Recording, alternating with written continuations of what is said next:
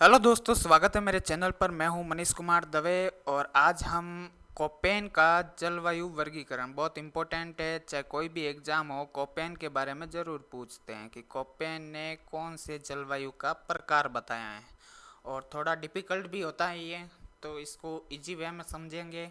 देखिए, जलवायु का वर्गीकरण है जो व्लादिमीर कोपेन CW थॉर्नथवेट और ट्रिवार्ता GT ट्रिवार्ता, इन तीनों ने मतलब प्रमुख तरीके से जलवायु का वर्गीकरण किया है। हालांकि जलवायु का वर्गीकरण तो बहुत सारे भूगोलवेताओं ने किया, लेकिन ये तीन इनके प्रमुख नाम हैं। तो आज हम पढ़ेंगे व्लादिमीर व्लादिमीर कोपेन। तो व्लादिमीर कोपेन के बारे में थोड़ा परिचय देख लेते हैं। जर्मन भूगोलवेता, ये कौन है? जर्मन भूगोलवेता है। जलवायु वर्गीकरण का सबसे पहले 1918 में इन्होंने प्रस्तुतिकरण किया था, जलवायु वर्गीकरण दिया था 1918 में। लेकिन कई संशोधन किए इन्होंने खुद ने, और 1936 में अपना फाइनल अंतिम वर्गीकरण प्रस्तुत किया। इनका वर्गीकरण था जो तापमान व वर्षा को प्रमुख आधार बनाया था, तापमान और वर्षा के अनुसार। देखिए, ये स्टोरी शुरू होती है कैंडोल महोदय से। कैंडोल महोदय ने सबसे पहले 1874 में विश्व को 5 वनस्पति मंडलों में विभक्त किया था। कैंडोल महोदय ने 1874 में विश्व को 5 वनस्पति मंडलों में विभक्त किया था। कौन कौन से मंडल थे? मेगा थर्मल था, जेरोफाइट्सा, मेसोथर्मल था, माइक्रो थर्मल था और हेकिस्टोथर्मल था। ये 5 वर्गीकरण दिए थे कैंडोल महोदय ने। किसके? वनस्पति के। अब देखिए, कोपेन की हिस्ट्री शुरू होती है। कोपेन महोदय ने क्या किया? जो कैंडोल के 5 वनस्पति मंडल थे, इनको आधार बनाया और जलवायु को 5 प्रमुख समूहों में विभक्त किया। वनस्पति से जलवायु में विभक्त किया, वनस्पति को आधार बनाया। और वनस्पति के 5 आधार किसने दिए थे? कैंडोल महोदय ने। तो देखिए, जो कैंडोल महोदय ने मेगा थर्मल दिया, तो कोपेन ने इसी को ही ए माना, जेराफाइट्स को बी माना, मेसोथर्मल को सी माना और माइक्रोथर्मल को डी माना और हेकिस्टोथर्मल को ई माना। इन्होंने ये शॉर्ट शब्द दिए। किसने? कोपेन ने। अब ए का मतलब क्या होता है? तो जहाँ उष्ण कटिबंधीय आर्द्र जलवायु होती, जहाँ उष्ण कटिबंधीय आर्द्र जलवायु होती है और शीत ऋतु का अभाव रहता है, तो उनको ए माना। जो प्रदेश शुष्क जलवायु के अंतर्गत आते थे, उनको बी माना है। और सी, जिसके अंदर मध्य अक्षांशीय आर्द्र जलवायु सामान्य शीत ऋतु युक्त, उनको सी माना है। मध्य अक्षांशीय शीताद्र जलवायु, इनको डी माना है।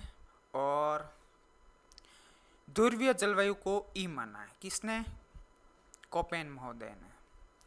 कोपेन द्वारा प्रस्तुत वर्षा की अवधि को इंगित करने वाले संकेताक्षर, ये तो जलवायु को इंगित करते हैं, लेकिन जो हम पर वर्षा की अवधि को इंगित करते हैं, एफ का मतलब वर्ष भर वर्षा और एस का मतलब ग्रीष्मकाल शुष्क, डब्ल्यू का मतलब शीतकाल शुष्क, एस का मतलब अर्ध शुष्क या स्टेपी जलवायु और डब्ल्यू का मतलब शुष्क जलवायु।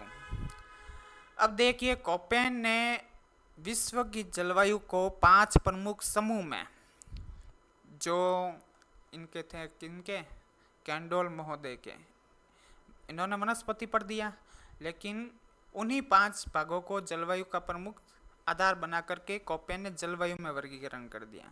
तो 5 तो प्रमुख जलवायु है और 11 जलवायु के प्रकार हैं, ठीक है ना। ये तो समूह है। अब इसमें हर समूह में अलग अलग प्रकार बताए इन्होंने। पहला था मेगा थर्मल ए, जो उष्ण कटिबंधीय आर्द्र जलवायु शीत ऋतु का अभाव पाया जाता है। इसमें सबसे ठंडे महीने का तापमान 18 डिग्री सेंटीग्रेड होता है। मतलब उष्ण कटिबंधीय आर्द्र जलवायु का तापमान कितना रहता है? 18 डिग्री सेंटीग्रेड तापमान रहता है सबसे ठंडे महीने का, ठीक है ना, इससे नीचे नहीं उतरता है। तो इन्होंने 3 अलग अलग भागों में, ये पहला जो ए वाला था पार्ट, 3 भागों में बांटा है, ए एफ, ए डब्ल्यू और ए एम। तो ए एफ वर्षा का मौसमी वितरण समान माना है। वर्षा का मौसमी वितरण क्या है? समान है। शुष्कतम महीने में भी 6 सेमी वर्षा होती है, मतलब जो वर्षा का 12 महीना होते हैं तो 12 महीना का जो वर्षा का जो वितरण है वो हर महीने में लगभग औसत समान आता है। तो शुष्कतम महीने में भी 6 सेमी वर्षा मानिए कि शुष्कतम अगर महीना कोई निकल जाए तो वहाँ पर 6 सेमी वर्षा तो होगी। वार्षिक एवं दैनिक तापांतर न्यूनतर रहता है, मतलब तापमान में कोई अंतर नहीं रहता वहाँ पर। विषुवत रेखीय जलवायु, जो भूमध्य रेखीय जलवायु है वो वाली जलवायु। ए डब्ल्यू शीतकाल शुष्क रहता है। शीतकाल क्या रहता है? शुष्क रहता है। तापक्रम वर्ष भर उच्च रहता है और उष्ण कटिबंधीय या फिर सवाना जलवायु होती है ए डब्ल्यू में। ए एम में लघु शुष्क मौसम, वार्षिक वर्षा की अधिकता, उष्ण कटिबंधीय मानसूनी जलवायु, और यह जलवायु प्रथम ए एफ तथा ए डब्ल्यू के बीच की है। इन दोनों के बीच की क्या है? ए एम है।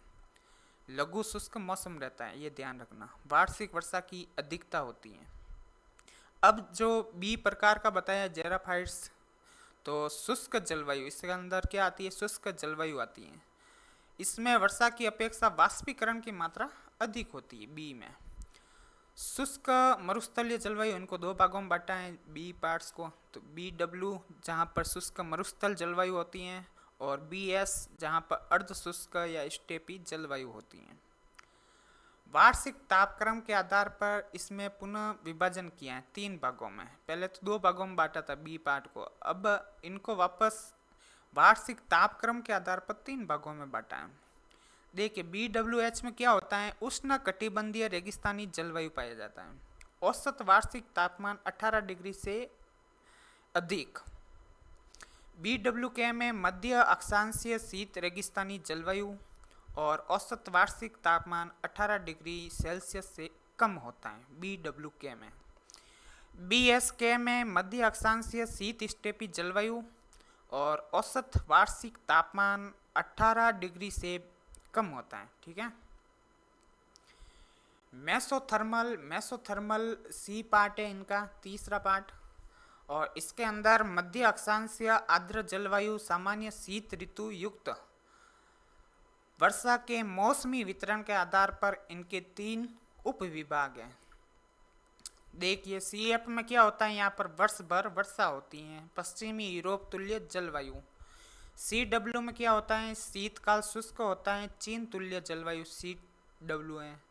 CS क्या है? ग्रीष्मकाल शुष्क और रूम सागरीय या फिर भूमध्य सागरीय जलवायु। माइक्रोथर्मल डी, चौथा पार्ट, मध्य अक्षांशीय शीताद्र जलवायु। सबसे ठंडे महीने का औसत तापमान 3 डिग्री से कम रहता है। उष्णतम महीने का तापमान 10 डिग्री से अधिक। धरातल कई महीनों तक हिमाच्छादित रहता है, और इनके 2 उप विभाग हैं। DF जो शीताद्री जलवायु, और इसमें शुष्क ऋतु नहीं होती हैं। DW में शीताद्र जलवायु होती हैं, शीतकाल शुष्क होता है। शीतकाल क्या होता है? शुष्क। अंतिम है हेकिस्टोथर्मल ई, ध्रुवीय जलवायु। सबसे गर्म महीने का तापमान भी 10 डिग्री सेल्सियस से कम रहता है। 2 उप विभाग हैं, ET और EF। तो ET क्या है? टुंड्रा जलवायु है। उष्णतम महीने का तापमान 10 डिग्री सेल्सियस से कम लेकिन 0 डिग्री से अधिक रहती है। और EF क्या है? सतत हिमाच्छादित जलवायु, सभी महीनों में तापमान 0 डिग्री से भी कम रहता है। ये सबसे ठंडा है, ठीक है ना, जहाँ पर सिर्फ बर्फ ही बर्फ, तापमान बिल्कुल नहीं। EF। तो ये थे कोपेन का जलवायु वर्गीकरण, और मुझे आशा है कि आपको सरल समझ में आया होगा। तो ठीक है दोस्तों, इसी प्रकार से जियोग्राफी से रिलेटेड मेरे चैनल पर वीडियो आती रहेगी। थैंक यू, धन्यवाद।